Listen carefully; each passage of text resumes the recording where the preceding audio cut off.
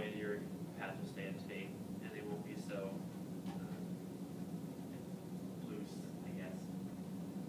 And then, let's see here, for clarinets especially, now that the weather's starting to change, cork grease is going to be one of your best friends.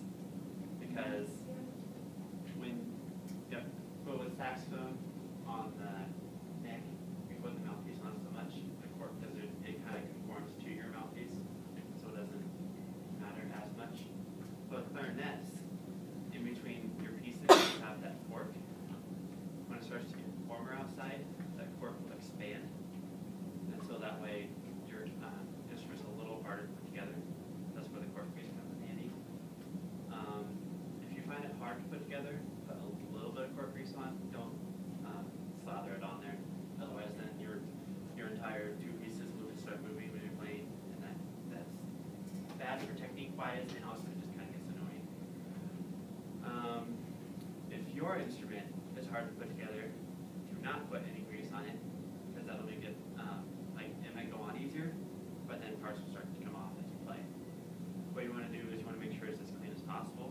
So take a clean cloth and wipe out all of the inside where the joints go together.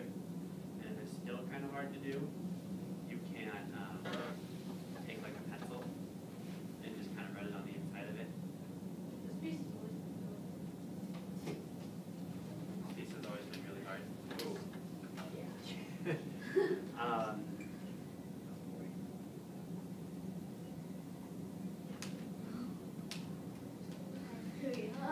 Okay. Oh boy. Yeah, what you want to do is you want to take a clean cloth and you can wipe these down. Get that perfect. So what you want to do is you want to wipe these down as much as possible, because as I'm running my finger across it. Yeah, you're not supposed to put stuff on it. There's Kleenexes back there. Yeah. So,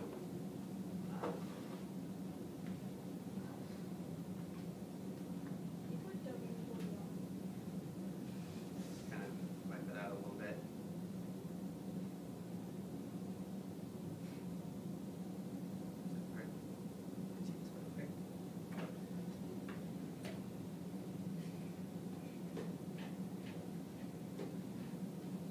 That's just because this is metal. And some stuff will actually make this stickier, and some stuff will make it come off easier. I've had people where they put stuff on their flute and they're playing, and then the button just kind of fell off as they were playing, which can be very embarrassing, especially if it's during a concert. Try that. It may not be much better, but because it's just a Kleenex. Yep.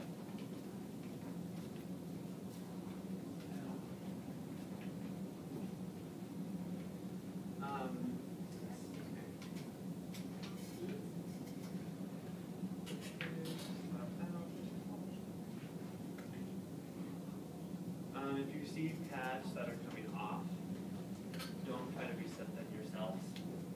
Always take that in. There are ways you can go online to look for it and find ways to reset a pad, but it would save you a lot more time. It might cost like $15, $20 if you have one pad that needs to be replaced. To take it in, have a professional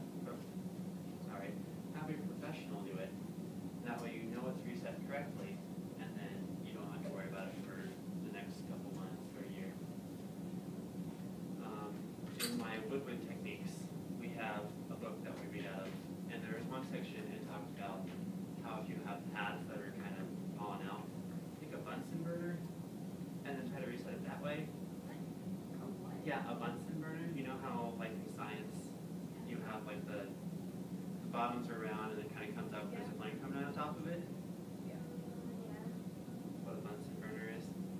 Well, it's just basically a very hot flame, and yeah, it tells you to take that to it and try to reset the pad that way, which is very frightening. It melts the glue, but it can also harm your instrument. It can burn the pad or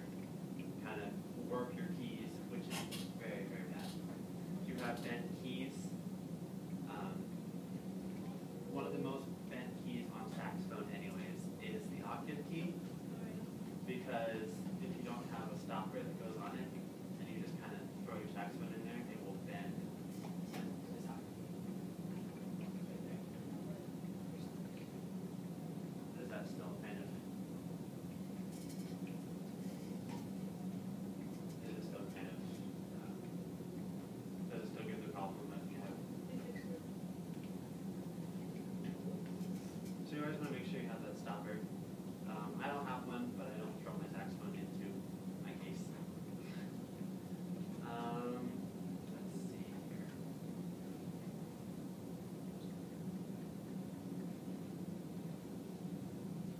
Okay, here's a trick for sticky keys that I learned back in 6th grade, I think.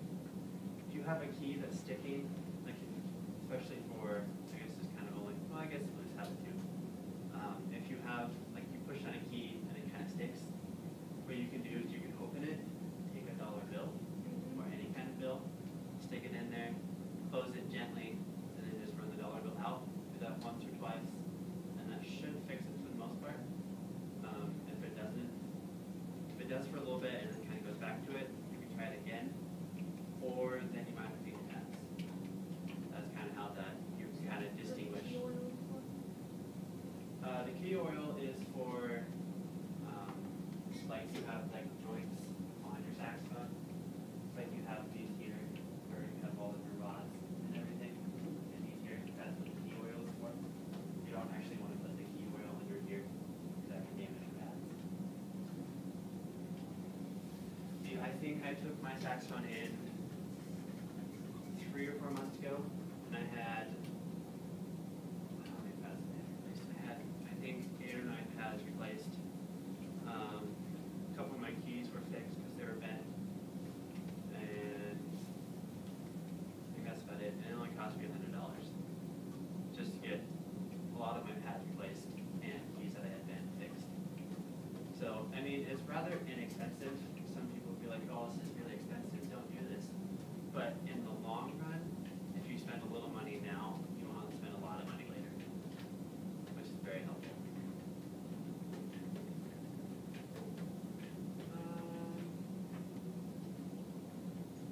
Let's see. Okay. So after you get done playing, you can, this kind of applies more for the instruments that have actual covers on their keys. So the clarinet doesn't apply as much, but it does some because you have your pinky keys. On your fingertips, you have oil, and what that oil can do is it can eventually erode the top of your keys after a long time of playing. My woodwind instructor told me, or she had a story that she had a colleague who the oil on his fingertips is very corrosive. So he had to have his instruments gold plated because the spot doesn't erode as fast, and he still had to do that, I think, once every 2 years because his fingertips would just erode, it would just corrode the keys. And so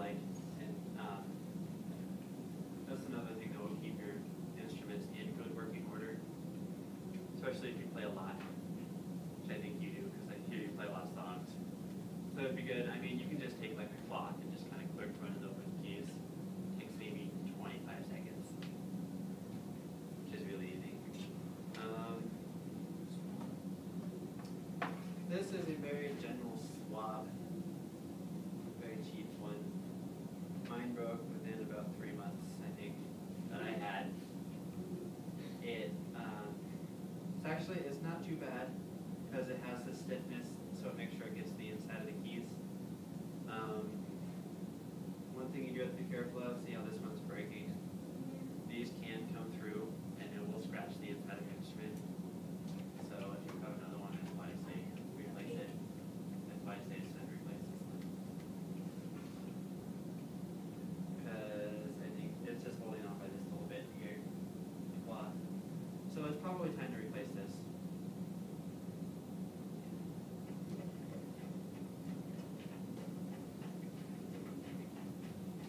Nope. Okay.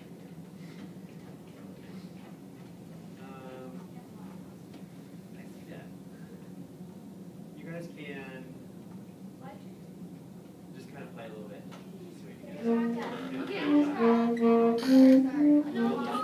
We'll do a little more still. I just wanted to get. Okay.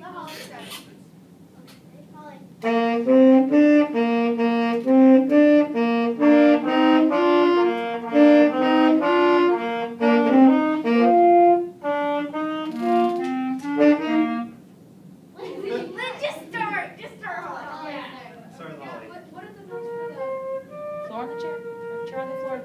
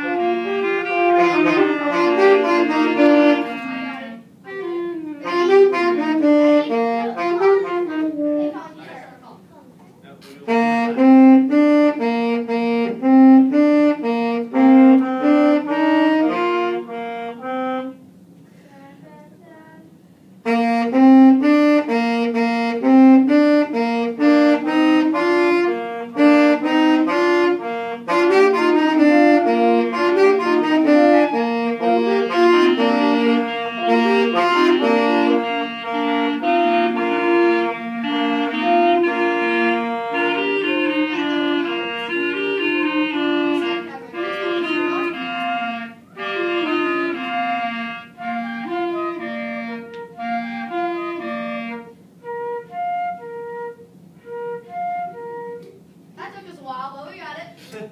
Yeah. So now what we're gonna do at the end, now we're at kind of out of time. I'm gonna watch you guys put your instruments away. You always watch me. I know, because you take forever. Yep. These are yours. Oh wait, where's the other piece? I'm the fastest. Um, Make sure you keep your chair down when you're playing. Make sure you also take the reeds off. You never leave reeds on. Because, Colin, if you leave your reeds on, one, it will damage your reed. Two, it will also, Mold. I Mold did is that. mold. I did that the first Your week, and reed it will- started molding. your reed will start to grow It's mold, growing bacteria. worse. It will also, I've seen reeds where they started to turn black. Oh, that's that's what what happened to happened. mine. Yeah, it will start to turn black. Also, you Did you get find my sick cat from it. yet? I don't even have a ring. Haven't seen it. So, Wait, what? My cat. I lost my cat. so you should probably put your rod in your. I know it's supposed to be right there. Yep. And then what you're going to do is you can tie your cloth to the to your handle. It's easiest that way. There are too many knots in mine. Oh yeah? Way too Look many. at mine. Wait, seriously, that's not even a swab anymore. I One thing- know. Here, No. we see these. I really do not like these because But they hold the sweat. yep, sweat. it leaves the moisture in your instrument. So what I would suggest is to just have a swab. You'll probably not use those. Yeah. I see a lot of people use those now. I just don't like them because what it does is it leaves I don't use them. the moisture in. If you leave that actually in the instrument, it will leave the moisture in and underneath your pads. It'll make it release your pads faster. It's just more house shit, I guess. And I actually clean my mouthpiece every time I do this. I can't clean my mouthpiece. Last time I tried. Oh, last time I played my saxophone, I can't clean my neck. Good. Last time Miss Upke tried it.